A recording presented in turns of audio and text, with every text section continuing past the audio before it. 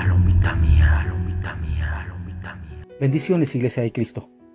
Quisiera compartirte el mensaje de parte de papá, al cual pusimos por título Los que invocan su nombre, parte 3.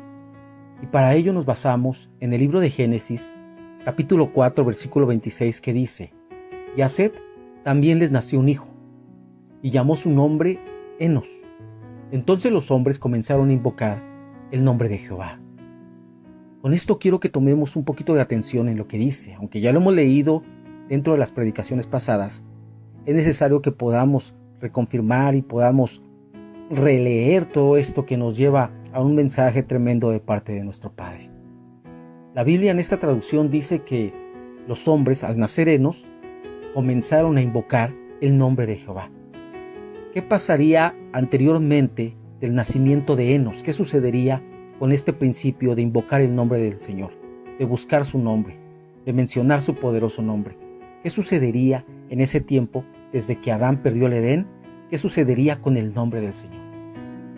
Y con esto podemos ver que la misma palabra nos enseña que hubo un tiempo donde el adversario buscaba borrar el nombre de Dios de las almas de los hombres, y que al nacer Enos, quien era un hombre de la descendencia de Adán, se comenzó a invocar el nombre de Dios. Algunas versiones bíblicas referentes a este versículo afirman que fue Enos quien comenzó a invocar el nombre de Dios, y otras, como lo es el caso de esa traducción que leímos, nos muestra que fueron los hombres los que empezaron a invocar el nombre de Dios.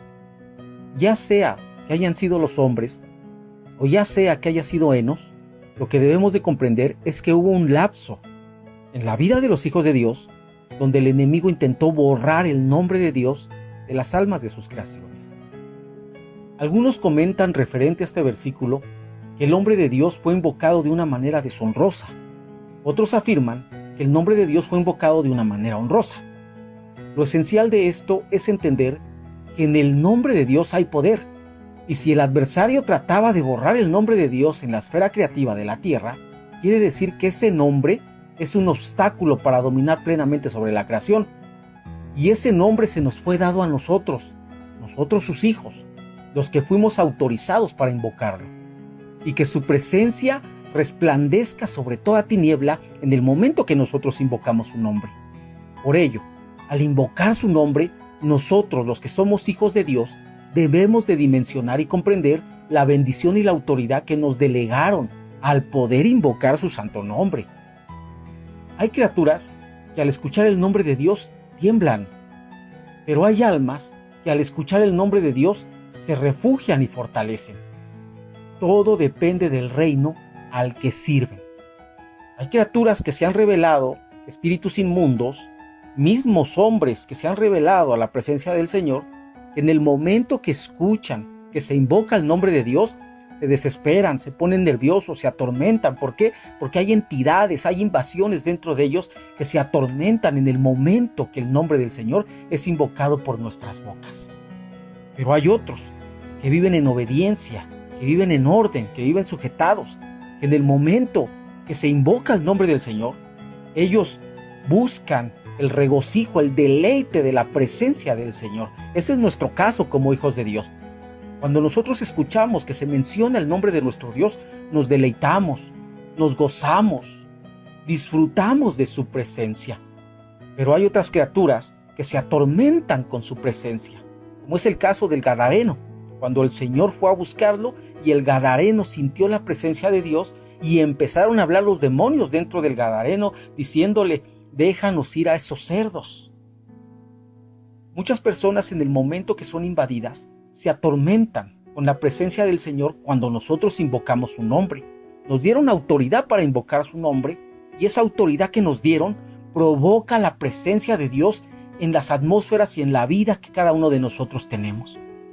Nosotros, como hijos del reino de la luz, se nos autorizó para invocar ese nombre, pero ello conlleva una comprensión de la vida que nuestro Dios también nos llama a tener.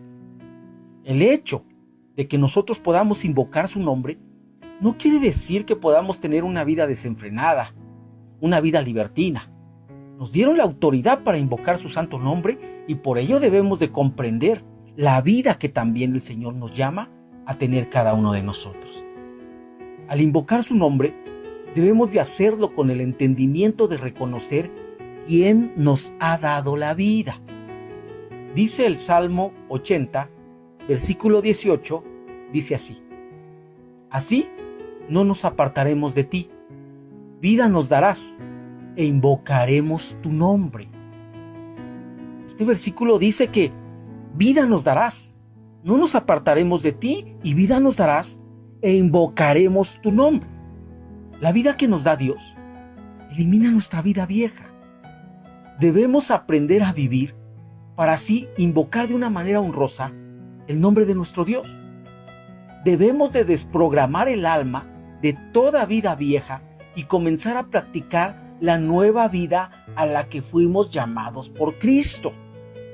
En el momento que Cristo nos llamó a su presencia, a habitar en una novedad de vida, en el momento que nosotros nacemos de nuevo, la presencia de papá, la vida que Dios nos empieza a dar en esta etapa de nuestro caminar, empieza a eliminar la vida vieja que nos contaminó en el Egipto. El Señor, a través de la nueva vida, empieza a desprogramar nuestras almas de todo aquello que se nos pegó del Egipto, de odio, resentimientos, rencores, vanaglorias, soberbias, orgullos, traiciones, sectarismos, tradiciones, religiosismos, de todo aquello que el Egipto nos contaminó. En el momento que nacemos de nuevo, es nuestro mismo Señor el que nos empieza a dar una vida hermosa. En esta etapa en Cristo, Dios quiere darnos una vida abundante, pero para ello, primero tiene que enseñarnos a vivir. Y es lo que normalmente sucede al revés en nosotros.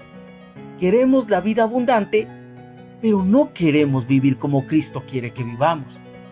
Mencionamos el nombre de Jesús que tiene poder, pero no queremos arrepentirnos de nuestros pecados.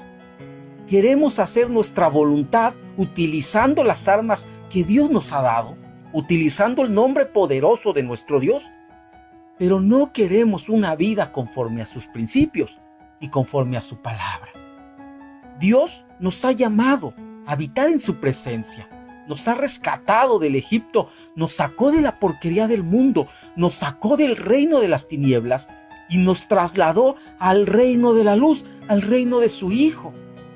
Y en esta etapa quiere enseñarnos cómo vivir, para que así de esa manera nosotros podamos darle la honra al nombre de nuestro Dios que Él se merece, y no solamente estar utilizando el nombre de Dios con poder, porque el nombre de Dios es respaldado por mi propio Padre. Mi Padre respalda su propio nombre, y no vamos a andar utilizando el nombre de Dios para nuestras propias conveniencias o para nuestras propias carnalidades. Dice el libro de Juan, capítulo 10, versículo 10 así: el ladrón no viene sino para hurtar y matar y destruir. Yo he venido para que tengan vida y para que la tengan en abundancia. ¿Y te das cuenta lo que perdió Adán y Eva al salir de la atmósfera del Edén? ¿Te das cuenta lo que perdieron? Ellos perdieron la abundancia. ¿Por qué perdieron la abundancia? Porque les quitaron la atmósfera por el pecado. No supieron valorar lo que Dios había hecho por ellos. Se confundieron, erraron, pecaron y tuvieron que salir de la atmósfera de la abundancia. Pero lo que pierde Adán, lo recupera Cristo por nosotros. Y ahora Cristo nos recupera una atmósfera de abundancia, donde la vida que debemos de llevar en esa atmósfera es una vida agradable a los ojos de nuestro Padre. Y cuando caigamos en errores o pecados, abogado tenemos para con el Padre, que es Cristo, y en el nombre de nuestro Señor Jesucristo seremos perdonados de nuestros pecados. Pero ello no quiere decir que mantengamos una vida pecaminosa, sino que renunciemos y tengamos un arrepentimiento genuino de la vida que nos programaron en el Egipto, y podamos comenzar en una novedad de vida, en una nueva vida agradable a los ojos de nuestro Padre. Vivir una vida de abundancia en Cristo consiste en varios principios que se nos es dado a nosotros en una vida cristiana común.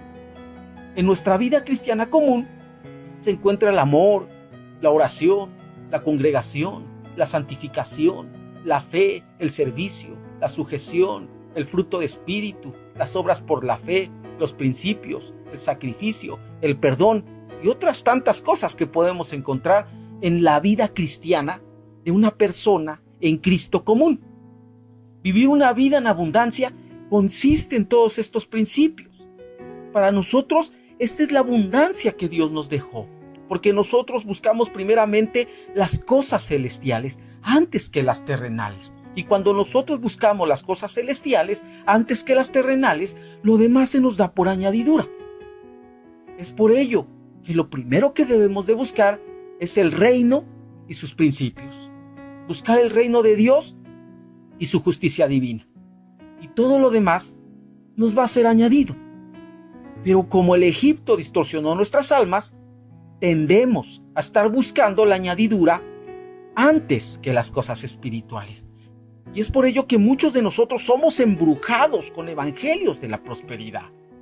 Somos embrujados con palabras jactanciosas que buscan lo terrenal a costilla de lo espiritual y que utilizan el nombre de Dios para lograr todo lo terrenal en el mundo, cuando Dios dice que la raíz de todos los males es el amor a las riquezas. Dios no está enojado con que nosotros tengamos. A lo que Dios no le agrada es que nosotros amemos más las riquezas que a Él. Dios en su palabra nos promete bendecir, pero para esto hay un orden. Dice la palabra: amado mío, yo quiero que prosperes en todo, así como prospera tu alma y tienes salud.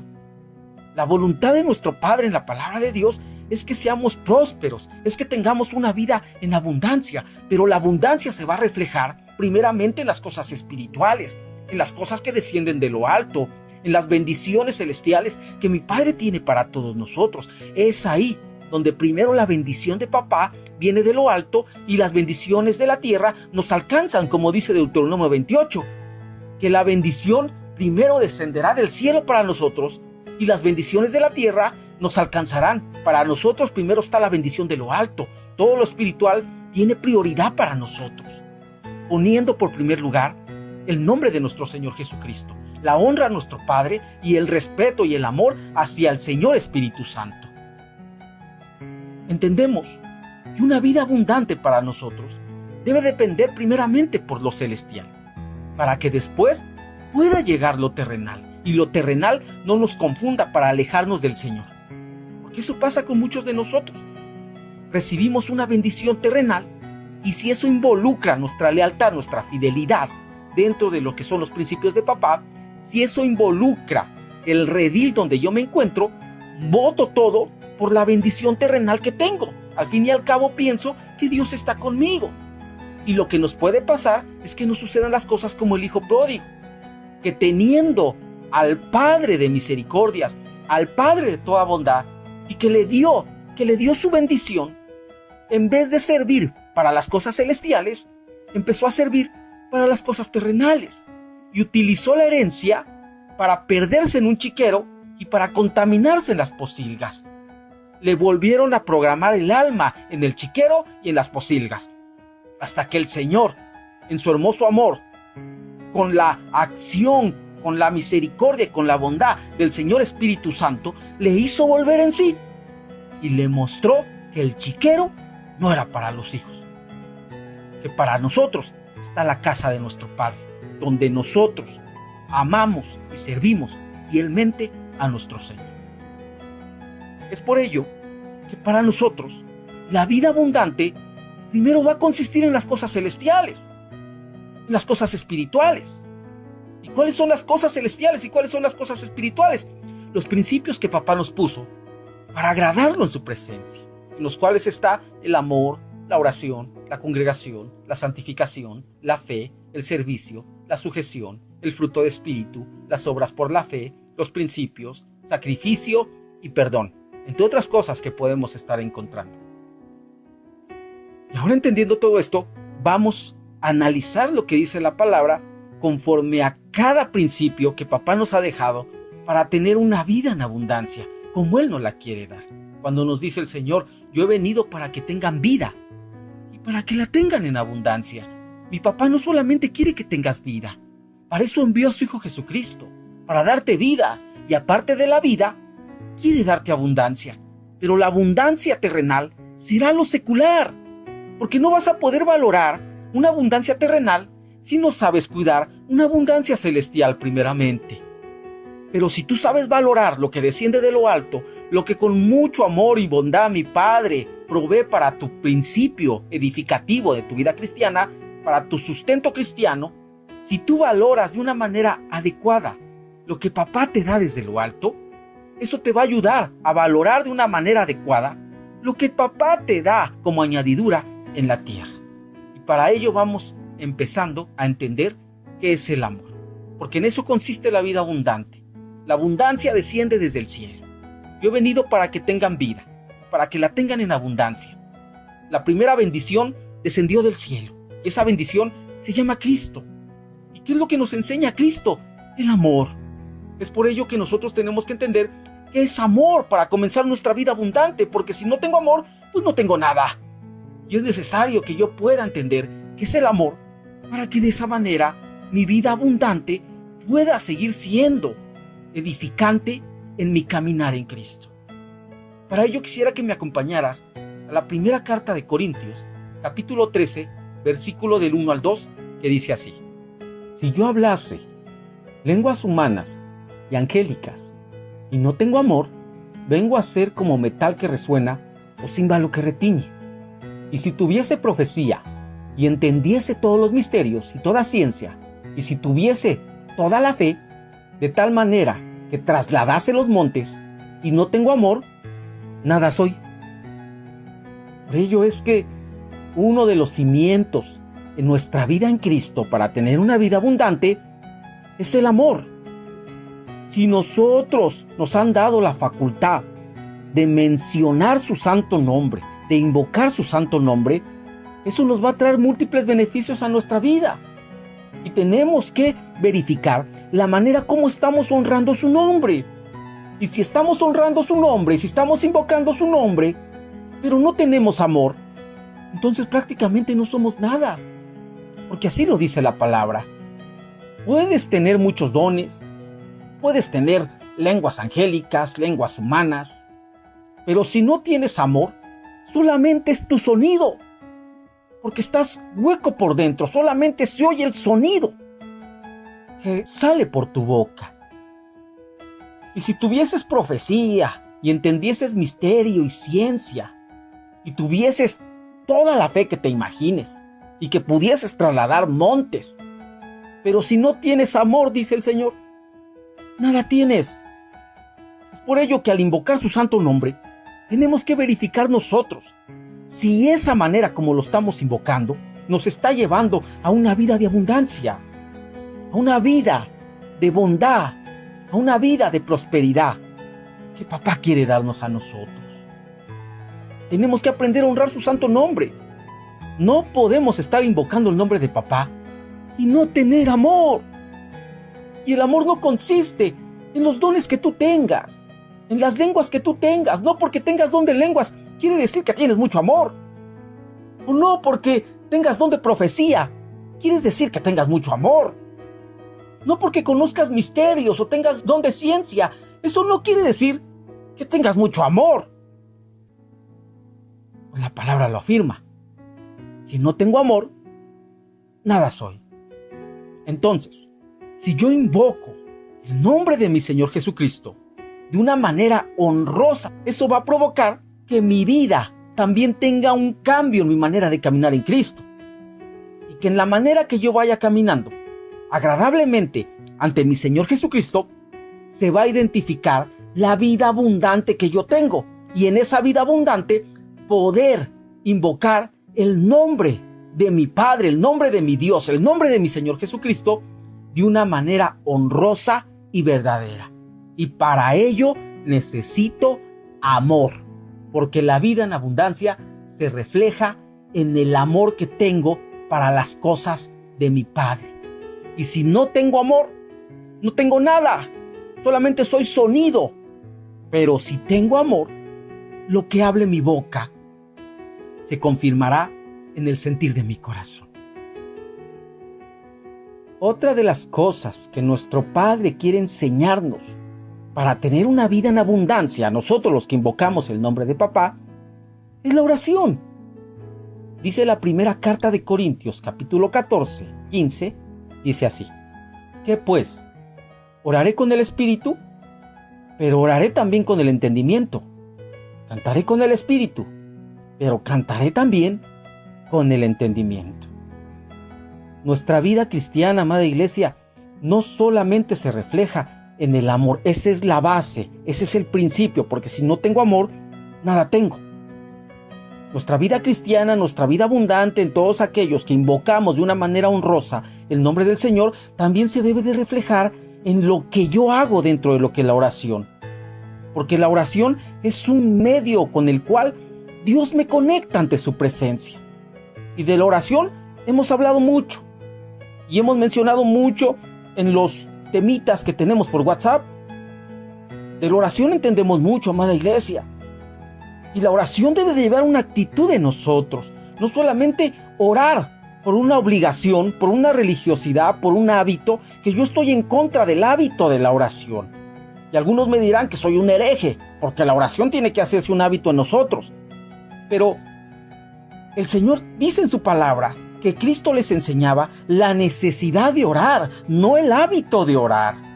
Porque hábitos nosotros tenemos muchos, y esos hábitos nos llevan a la indolencia. Hay veces que hacemos las cosas tan repetitivas que ya no sentimos al hacerlas. Que hay veces que hacemos las cosas tan religiosamente por responsabilidad, por obligación, que las convertimos en un hábito y ya no sentimos nada de lo que estamos haciendo. Y la oración de ninguna manera puede convertirse en algo así. Porque si nosotros convertimos la oración en eso, nuestra vida abundante estaría decayendo. Y Dios quiere que nosotros, los que invocamos su santo nombre, tengamos una vida abundante, porque Cristo ya nos ha dado vida y Él es el que nos está enseñando la manera de vivir. ¿A quiénes? A los que invocamos su santo nombre, a los que sentimos su presencia, a los que fuimos salvados, a los que fuimos llamados, a los que fuimos bendecidos desde una eternidad pasada. Por eso, amada iglesia, dice el Señor que Él quiere darnos una vida de abundancia. Y esa vida de abundancia consiste también en la oración. La oración se debe de convertir en una necesidad para nosotros, no en un hábito, en una necesidad. Tú, amada iglesia, debes de aprender a buscar al Señor en oración por la necesidad de deleitarte en su presencia, por ser agradable a tu Padre a tal grado de que no solamente tú te deleites en su presencia, porque eso es fácil, deleitarnos en la presencia de papá, eso es fácil. ¿Por qué? Porque papá es adorable, porque papá es hermoso, es precioso, y su presencia, ¿a quién no deleita como hijos de Dios? Por eso es fácil deleitarnos en la presencia del Señor. Y lo que la oración debe de hacer en nosotros es que nosotros nos convertamos en deleitables para nuestro Padre. Porque son dos cosas diferentes. Una cosa es que nosotros nos deleitemos ante la presencia de papá, y otra cosa es que nuestro Padre se deleite con nuestra oración. Y si nosotros empezamos a entender esto y empezamos a vivir nuestra vida de abundancia, haciendo de la oración una necesidad y no un hábito, haciendo de la oración una necesidad y no una responsabilidad, haciendo de nuestra oración una necesidad y no una obligación. De esa manera, en el momento que invoquemos el nombre poderoso de nuestro Señor Jesucristo, el Señor pesará nuestro corazón y se dará cuenta de la veracidad y la actitud en el momento que nos acercamos a su presencia, y de la veracidad de nuestras palabras para con Él. Y es ahí cuando es pesado nuestro corazón, y es ahí cuando hay una verdadera entrega a nuestro Padre, cuando hay una genuinidad en nuestras palabras, en el sentir de nuestro corazón, nos convertimos en deleitables a los ojos y los oídos de nuestro Padre. La misma palabra nos lo ha enseñado, que al altivo lo mira de lejos, sí lo mira, pero de lejos. ¿Por qué? Porque no es deleitable para él, porque se acerca a la presencia de papá con un corazón altivo. Pero que al humilde, le da su respaldo, le da su apoyo, que al humilde inclina su oído y su mirada para verlo y escucharlo. Y en eso se debe de convertir nuestra vida de abundancia. A nosotros, los que invocamos de una manera honrosa el nombre del Señor, a los que nos autorizaron para invocar su nombre. Por ello es que el enemigo quería borrar el nombre del Señor de la faz de la tierra. ¿Para qué? Para que no tuvieran el medio de refugiarse con su Padre. Y lo que pierde Adán, lo recupera Cristo para nosotros. Y ahora nosotros, en el nombre de Jesús, podemos invocar su santo nombre. ¿Cómo? A través de la oración. Y Él pesando en nuestro corazón, con una oración genuina, con una oración verdadera, con un corazón contrito y humillado cuando lo merezca, con una condición, con una actitud de humillación cuando lo merezca, llegar así con nuestro Padre, eso nos va a convertir en deleitables para Él.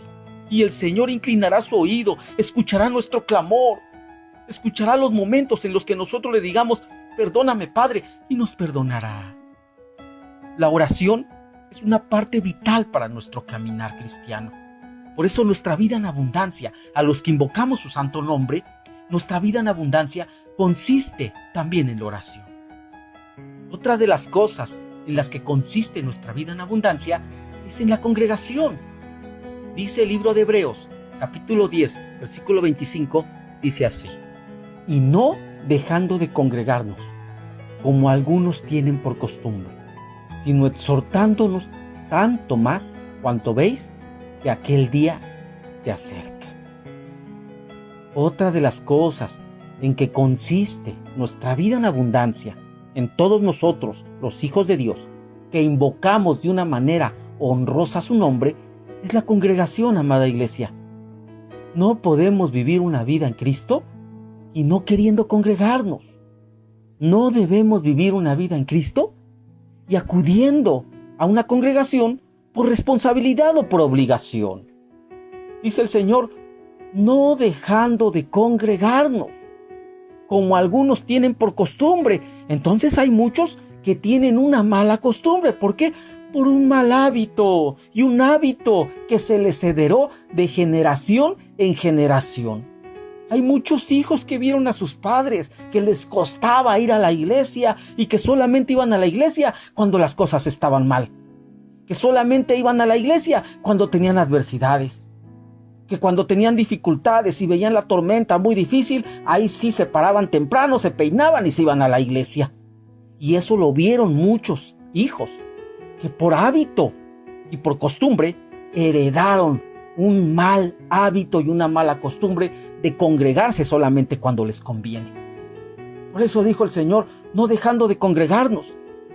Y perdón que yo diga esto, y que la casa del Señor está abierta para todos.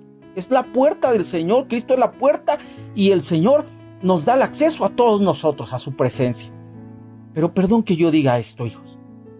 Pero en el momento de pandemia, cuando nos llegó esta pandemia, cuando nos llegaron estas situaciones, muchas personas que no acudían a la iglesia, empezaron a buscar a la iglesia. Querían ponerse a cuentas con el Señor por si se morían. Y no te digo que sea malo, sino lo que te digo es que tenemos que erradicar de nosotros esos malos hábitos y esas malas costumbres, porque no son agradables a nuestro Padre. Tenemos que congregarnos, amada iglesia, de una manera honrosa también a los ojos de nuestro papá, porque la manera en la que nosotros nos congregamos es la manera como estamos honrando su santo nombre. Y no tener malas costumbres de congregarnos cuando vemos una dificultad o cuando me diagnosticaron una enfermedad difícil o peligrosa en mi vida. Y es ahí cuando digo, ahora sí, Señor, me voy a entregar a ti, pero sáname. ¿Qué no sería mejor entregarnos a papá para que Él nos libre de todo mal? ¿Para qué esperar a que nos alcancen males? Siendo que congregados lo único que nos va a alcanzar son bienes. Entonces, amada iglesia, no tengamos por mala costumbre congregarnos cuando nos conviene. Y más que dice este versículo, más cuanto vemos que el día se acerca. Más cuando estamos viendo ya los tiempos finales, cuando estamos viendo las señales. Es tiempo de que nosotros, todos nosotros, ya nos metamos a la barca. Es tiempo que valoremos la barca que papá nos ha dado y que dejes todos tus propósitos, porque muchos todavía tienen propósitos insanos y hasta a veces quieren cortarle la cabeza a sus pastores, a sus autoridades, para cumplir sus propósitos. Es tiempo, amada iglesia, que cada uno de nosotros empecemos a valorar el arca, la congregación en la que nos sembró papá. Y si tú ya estás dentro de este redil, valóralo, porque es el redil en el que mi padre te abrigó, y es el redil en el que mi padre te sustentó, es el redil en el que mi padre decidió salvarte. Cuida tu huerto, labra y guarda tu huerto. Hay otros que quizás por los propósitos que tienen están hasta más torcidos. En vez de cuidar y labrar el huerto, que es la casa de todos, que es la iglesia de todos, están edificando para sus propios huertos. Se quieren robar las semillas de los huertos para llevarlas a sus huertos. Cuando una autoridad o cuando una persona dentro de una iglesia con propósitos insanos de imperializar se roba una semilla, con semilla quiero decir la vida de todos nosotros, porque nosotros a los ojos de papá también somos semillas. Si Cristo es semilla, nosotros somos semillas. Y el grano de trigo murió para ser sembrado en la tierra y dejó mucho fruto. Y así nosotros también somos semillas, semillas vivientes que el Señor ha sembrado en un redil. Ahí las ha regado con el agua de su palabra. Cuando nosotros nos robamos una semillita, un retoñito, para llevarlo al redil que me estoy edificando fuera del conocimiento de mi autoridad, cuando yo estoy haciendo eso, lo que estoy metiendo es maldición al redil que yo estoy formando, no que Cristo está formando en mí, porque un redil no se forma con semillas robadas, porque aquel que roba, dice la palabra de papá, que su nombre es puesto en un pergamino celestial y que será abierto en el día del juicio. Y más, que ahora vemos que todos esos juicios se acercan, que el día se acerca, tenemos que mantener nuestro redil, honrar el nombre de nuestro Dios de una manera de vida, cuidando y labrando el huerto que Dios nos dio, no los huertos que yo me estoy edificando por mi propia fuerza, por mis propias mañas, sino el huerto que mi Padre me ha dado. ¿Para qué? Para que cuando se llegue el día podamos todos nosotros tener la oportunidad de poder ser arrebatados y no pasar por los procesos apocalípticos que van a enderezar a muchos. Si tú te estás edificando en un redil de un robasemillas, si tú te estás edificando ahí, lo único que vas a lograr es maldición sobre tu vida. Porque si esta persona se llenó de maldición, lo que tiene es lo que da. Por ello, amada iglesia, tenemos que valorar y tenemos que cuidar el huerto que a nosotros nos dieron. No guardes y labres en huertos ajenos. Y usted que es semilla, no se deje profanar. Porque como semilla la han sembrado en un redil donde le pedirán cuenta de los frutos en maceta propia, no en maceta ajena. Otras de las cosas en que consiste la vida abundante en aquellos hijos de Dios que se les autorizó invocar su santo nombre es la santificación. Y lo vemos en el libro de Romanos, capítulo 6, versículo 19, que dice así: hablo como humano, por vuestra humana debilidad, que así como para iniquidad presentasteis vuestros miembros para servir a la inmundicia y a la iniquidad, así ahora para santificación presentad vuestros miembros para servir a la justicia. Otra de las cosas que nosotros, como hijos, que fuimos autorizados para invocar su santo nombre, otra de las cosas que caracteriza al hijo que invoca su santo nombre es la santificación, amada iglesia. Tenemos que aprender a renunciar a lo malo, a todo lo que nos pegó el Egipto. Por eso dice este versículo: hablo como humano, por vuestra humana debilidad. Nosotros en Cristo, amada iglesia, estamos llenos de debilidades todavía. Tenemos una humanidad todavía que seguimos arrastrando, una carne que a veces nos sigue aprisionando. Y nos expresa la palabra que así como para iniquidad presentamos nuestros miembros para servir a la inmundicia, nuestras manos, nuestros pies, nuestra intimidad, nuestra boca, nuestra lengua. Si así como nosotros presentamos nuestros miembros para servir a la inmundicia y a la iniquidad, así ahora presentemos nuestras manos, nuestra intimidad, nuestros pies, nuestra lengua, todos nuestros miembros. Ahora presentémoslo, amada iglesia, para santificación, y presentemos nuestros miembros para servir a la justicia. Tenemos que descontaminarnos de todo aquello que nos contaminó el Egipto. Tenemos que desprogramarnos de todo aquello que el enemigo quiso programar en nuestras cabezas para que nosotros olvidáramos lo que significa invocar el nombre poderoso de nuestro Dios.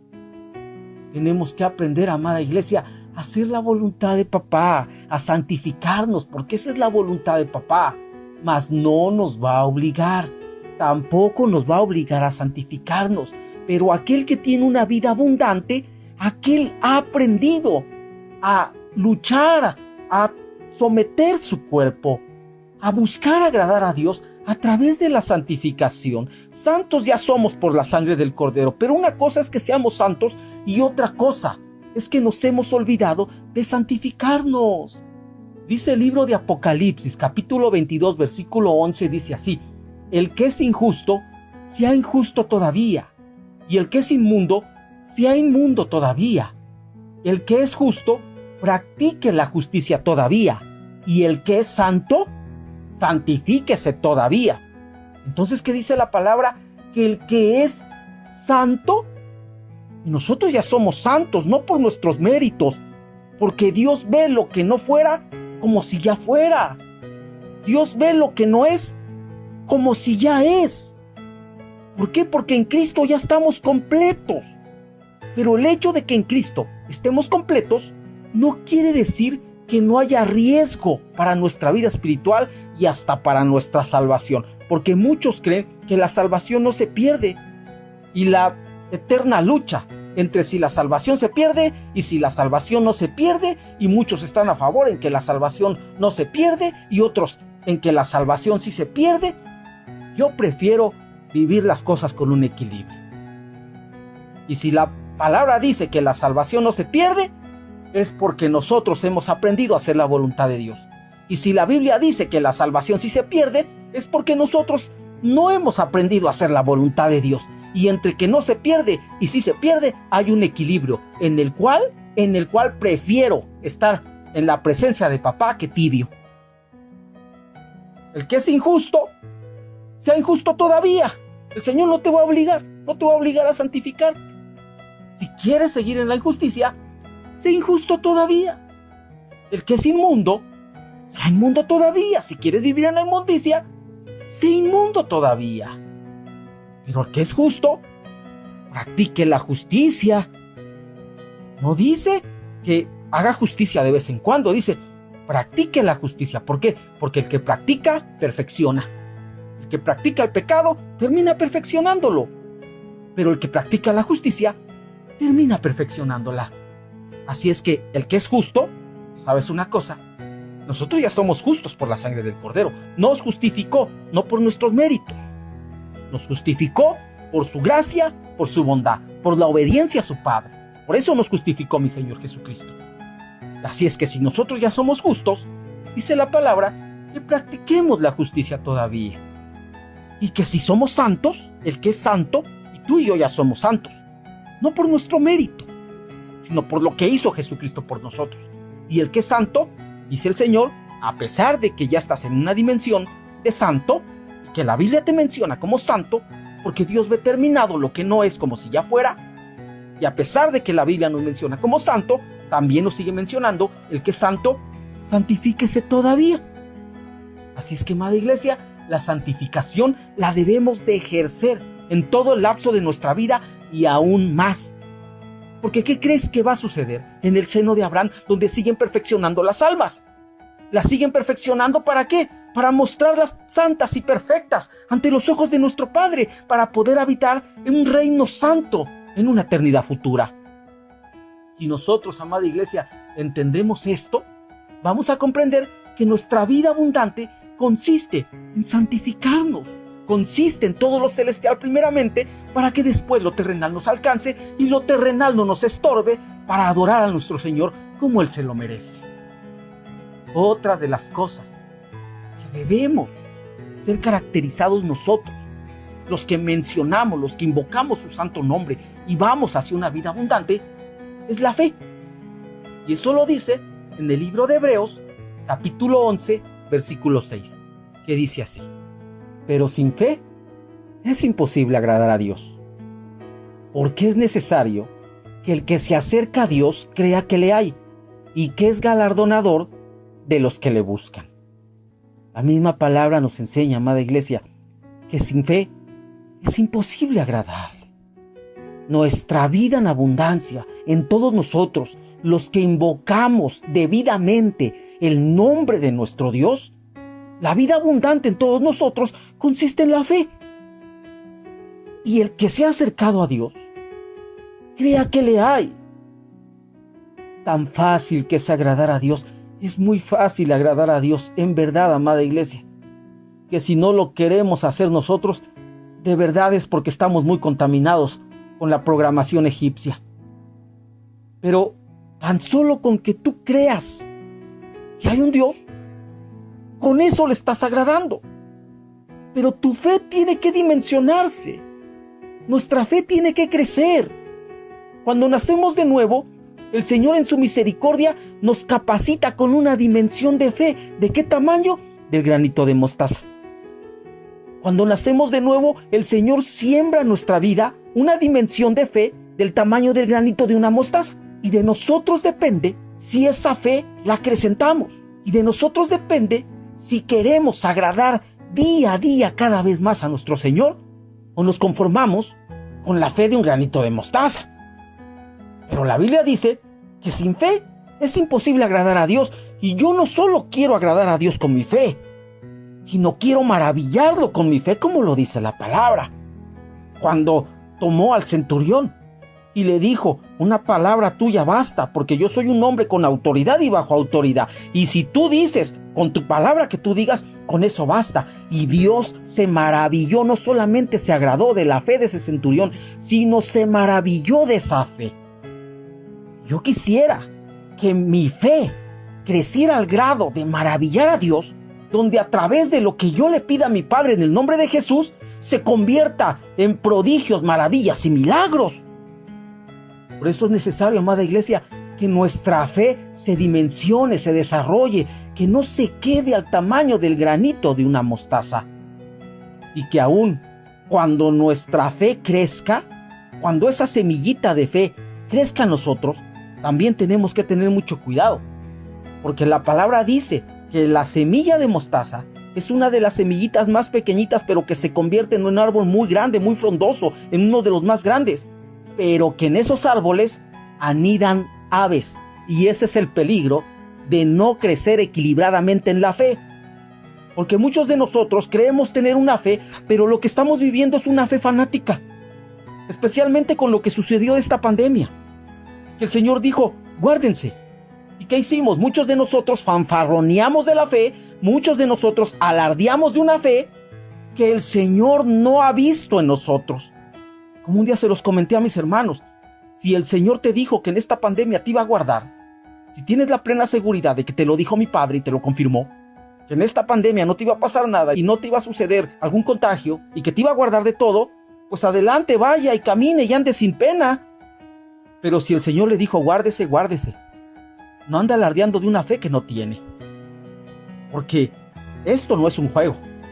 Y dependemos completamente de la dirección de nuestro Padre y de la instrucción de nuestro Dios. ¿Cuántas personas murieron? Yo escuché muchas personas que llegaron a decir: a mí no me pasa nada, yo creo en Dios, Dios está conmigo y Dios me librará de toda plaga. Y ya durmieron. Por ello, amada iglesia, con la fe no podemos estar jugando. Esto requiere madurez. Por eso, la dimensión que nos dan es la del granito de una mostaza y a través de la madurez va creciendo. ¿Para qué? Para que en nuestra cabeza, para que en las ramas del árbol, cuando creció la fe, que llegó hasta nuestra alma, que fue sembrada en nuestro corazón y creció hasta nuestra alma, para que en nuestra alma no aniden pájaros. ¿Qué son los pájaros? ¿Qué son las aves? La Biblia menciona a las aves como demonios y no se puede estar anidando en nuestra cabeza una fe fanática, una fe desproporcionada. Tenemos que tomar la fe con madurez y entender que dependemos completamente de la dirección de nuestro Señor Jesucristo y creerla. Y no solamente porque estés leyendo unos versículos y tengas una vida completamente desordenada, quiere decir que papá va a respaldar esos versículos en tu vida. Es necesario que lo agrademos con la fe, sí, pero también es necesario que entiendas que esa fe tiene que madurar para que no te fanatices y para que no vayas a caer en una adversidad cuando Dios lo que quiere es bendecirte en tu madurez, en tu entrega y en tu crecimiento. Hay muchas personas que pasan enfermedades o lapsos difíciles y se aumenta su fe. ¿Pero por qué se aumenta su fe? Porque quieren ser sanados. Benditas enfermedades, benditas adversidades que van a aumentar tu fe. Pero si tu fe está creciendo por adversidades, yo te aconsejo que mejor tu fe crezca por la madurez.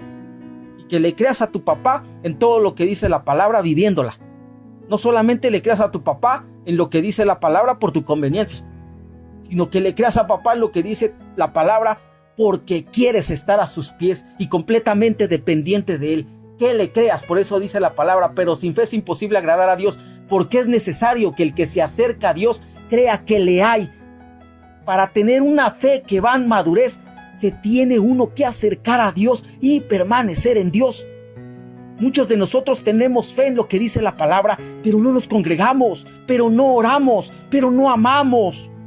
Y tenemos nuestra vida espiritual mal edificada, pero eso sí, cuando nos conviene tenemos fe.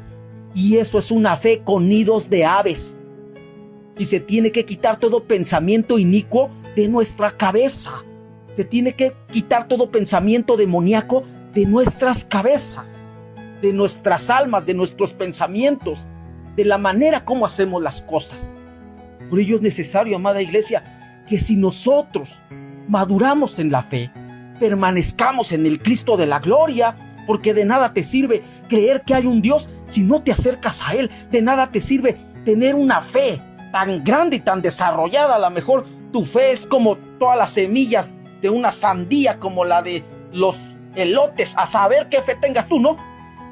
Pero si tú tienes una fe madurada, se va a evidenciar porque estás pegado a los pies en obediencia de tu Señor Jesucristo. Ahí se va a evidenciar tu fe, honrando y respetando los principios de mi Padre, honrando y respetando el redil que te puso, honrando y respetando la autoridad que te dio. Ahí lo vas a demostrar. Y no me estoy defendiendo ni hablo para mi conveniencia, pero yo tengo que enseñártelo, especialmente ahorita que estamos por las redes sociales, porque por ahí puede asomarse alguno que esté todo mal ubicado y lo tengamos que ubicar. Y que mi Padre te guarde y te llene de paz tu corazón. Pero una cosa tienes que entender, que sin fe es imposible agradar a Dios. Y que si tú ya tienes fe, el tamaño del granito de una mostaza, madúrala, dimensiónala, acreciéntela. ¿Cómo? Estando a los pies de Cristo, acercándote al Señor, ya que creíste que en verdad existe, que Él es verdadero, que Él es real y que Él va a galardonar a los que le buscan. Otra de las características, de las cosas que evidencian al Hijo que honra debidamente el nombre de papá, que invoca el nombre de nuestro Dios y que va en una vida en abundancia. Otra cosa que lo caracteriza es el servicio. Y eso lo vemos en el libro de Mateo, capítulo 25, versículo 21, que dice así: Y su Señor le dijo: Bien, buen siervo y fiel, sobre poco has sido fiel, sobre mucho te pondré, entra al gozo de tu Señor. Mira, amada iglesia, que no solamente nuestra abundancia espiritual consiste en el amor, en la congregación, en la santificación, no solamente consiste en la fe, sino también en el servicio. Y para ello tenemos que aprender a servir. Muchos de nosotros podemos estar sirviendo, pero ¿qué es lo que está induciendo nuestro servicio? ¿Qué es lo que nos está alentando a servir? Porque en este párrafo de las Escrituras menciona diferentes siervos. Siervos buenos, siervos malos, por decirlo así simplemente. Siervos que hicieron la voluntad de papá y siervos que no lo hicieron. Siervos que les delegaron talentos, que les dieron dones y no los supieron utilizar. Que les delegaron servicios y terminaron enterrándolos en la tierra. Pero hubieron otros, como este, que su Señor le dijo: bien, buen siervo y fiel.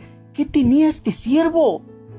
Tenía una dimensión que había agradado a papá, que había agradado a Cristo.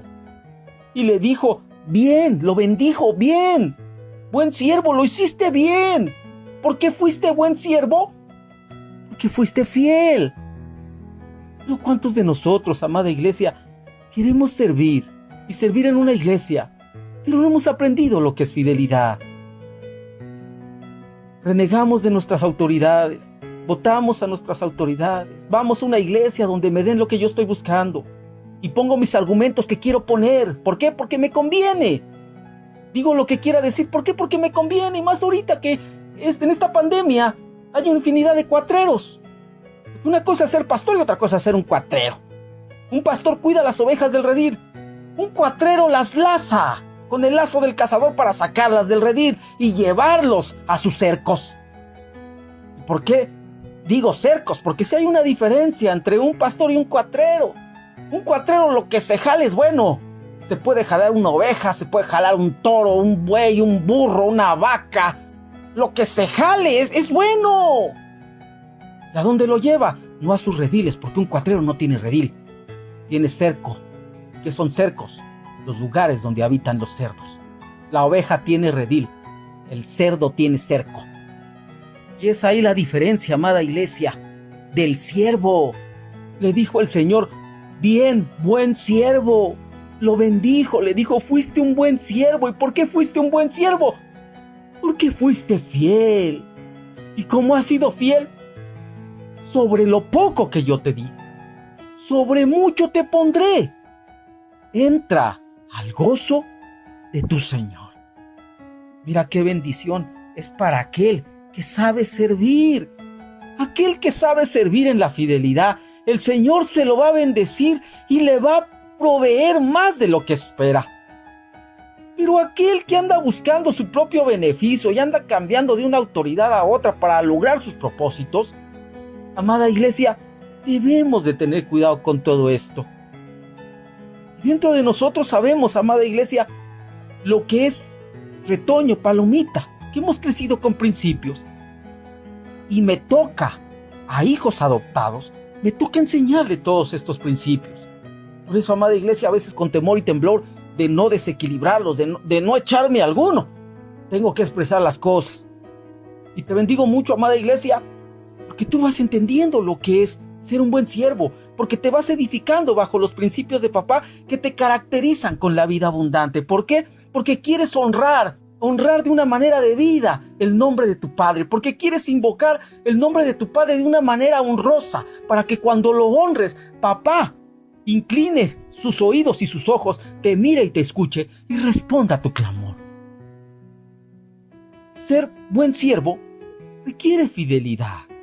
Aunque sea en lo poquito. Es que, pastor, yo ya quisiera estar predicando. Quieres estar predicando, pero no sabes todavía labrar el huerto. Quieres predicar, pero todavía no sabes sembrar tu huerto. Quieres predicar y te quieres robar a las ovejas para edificar con semilla robada porque te sientes pastor. Perdón, amada iglesia, saber por qué estoy diciendo todo esto, pero yo confío en el Espíritu Santo que nos guíe. Y otra cosa, amada iglesia, tenemos que aprender a ser fieles en el servicio, para que en lo poquito, aunque te hayan dado una escoba, y no es para volar, es para servir. Aunque te hayan dado una escoba, hazlo con amor, hazlo con entrega, hazlo con actitud. Aunque te digan la chimoltrufia porque agarra la escoba y andas cante y cante alabanzas con esa voz tan angelical y celestial que tienes, No importa, amada iglesia, lo que importa es el corazón con el que mi Padre te ha dotado. Lo que importa es el cambio del corazón que mi Padre te ha dado. Aprende a ser un siervo bueno, que mi Padre te bendiga. Y para lograr esa dimensión necesitas fidelidad. Y si tú ya sientes este redil como tuyo, sé fiel, edifícate, empieza a conocer los principios y empieza a hacer las cosas para agradar a tu Padre. Y en el nombre de mi Señor Jesucristo, amada iglesia, te bendigo y le pido a mi Padre que tú puedas entender todo esto que Papito nos ha enseñado. Se quedaron algunas otras cosas por ver. Quizás haya una parte más, porque de invocar su nombre es demasiado y tenemos para muchísimas semanas. Siempre en la dirección de papá. Si en algún momento papá nos cambia el mensaje, obedeceremos a papá y continuaremos con lo que hemos aprendido. Porque de aquí nos faltan muchas cosas. Nos falta lo que es la sujeción, lo que es el fruto de espíritu, las obras de la fe, los principios, sacrificios, perdón y cuantas cosas más vayan saliendo. ¿De quién? Del que tiene una vida abundante y que lo refleja en la manera como invoca el nombre poderoso de su Padre. Por eso tú y yo, los que nos autorizaron para invocar el nombre de papá, lo debemos de hacer con nuestra vida abundante. ¿Y qué es nuestra vida abundante? Reflejando el amor, la oración, la congregación, la santificación, la fe y el servicio que tenemos en nuestra vida cristiana común. Es una vida cristiana común la que tenemos, amada iglesia. Para nosotros esto es común. Para nosotros es común amar. ¿Por qué? Porque Dios es amor y Dios habita en nosotros. Amar a nuestros amigos y amar a nuestros enemigos. Para nosotros es común orar. ¿Por qué? Porque es la vida que nos dieron, la nueva vida que nos dieron. Cuando estábamos en el Egipto, nos costaba orar y solamente rezábamos y repetíamos que ruega por él, que ruega por él, que ruega por él. Que Torre de Marfil, que Torre Eiffel, que Goku, que Vegeta ruega por él y a saber cuántas cosas decíamos. Pero que ahora, iglesia amada, entendimos que papá no quiere una vida repetitiva para nosotros. Que papá quiere una vida de oración, de entendimiento de lo que estamos haciendo, con una actitud genuina en nuestro corazón, que sientamos lo que le estamos diciendo.